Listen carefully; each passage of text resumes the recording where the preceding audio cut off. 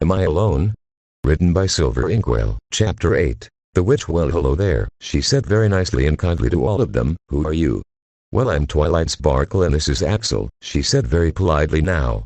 Yes, I know, the boy I cursed to be a dragon, and I'm very sorry about that. But I do like to experiment, she said smiling. But please do come on in. And with that said, Twilight looked at Axel very oddly and weirdly and then entered the house and she sat down on a chair while Axel started to growl.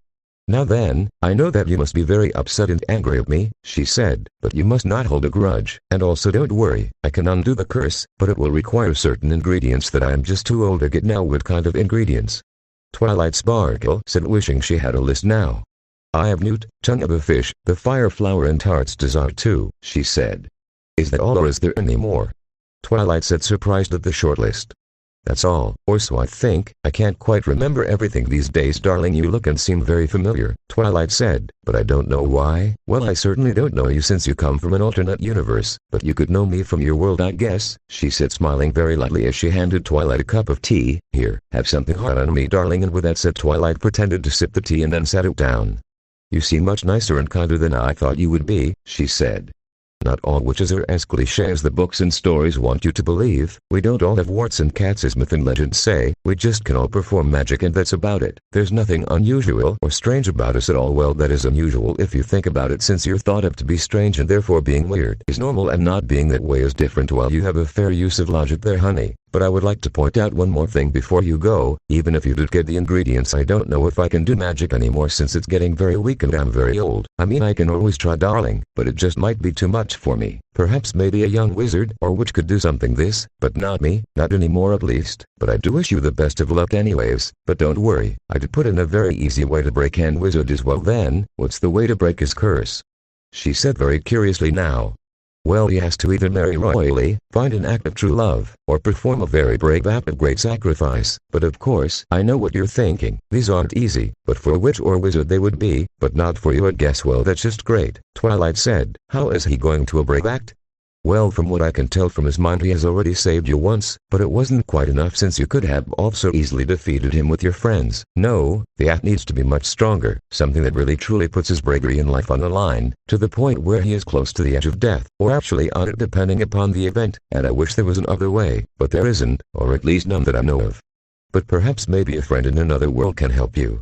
Probably not Celestia or Luna, but maybe someone else, perhaps maybe a very great wizard. Instead, Twilight started to understand. Surely you did not mean him.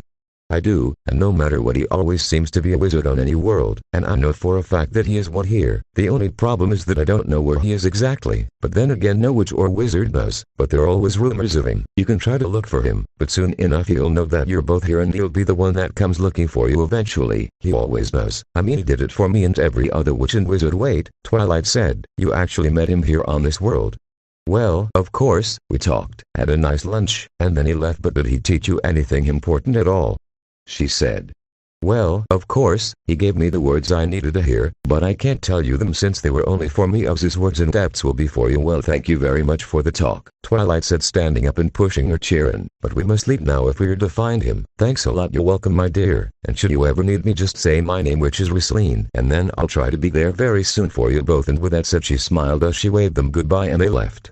Oh, those poor unfortunate souls, she said. They have no idea of their fate. And with that said, Twilight and Axel went far away from the witch's cottage. Well, that was completely pointless, Axel said, and it just proves the point that there is no possible reasonable way to ever undo the curse that I have. Don't think like that. We will find a way to undo it even if it kills us. Hey, that just might be what it takes to undo it then. Death, he said. Hey, don't worry, curses are just temporary, but love and joy are forever. Oh great, another piece of wisdom, he said, prodding around her now. Yes, and don't try to mock me. I know all your silly little games, and yet I do not try to mock you. I only try to stay away. Now I know, and that's exactly why I am worried for you, Axel. And with that said, she leaned in and hugged him very tightly.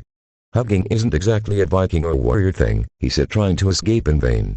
I know, she said, but it is always what we ponies try to do exactly. And with that said, they went on trying to explore this world and others. But they could never find him. But what they did find was even greater, much more so, for eventually they did finally figure a way out for him to be human now. But as the witch said, it would require the greatest sacrifice indeed. Thanks for watching, and if you enjoyed the video, share it with a friend.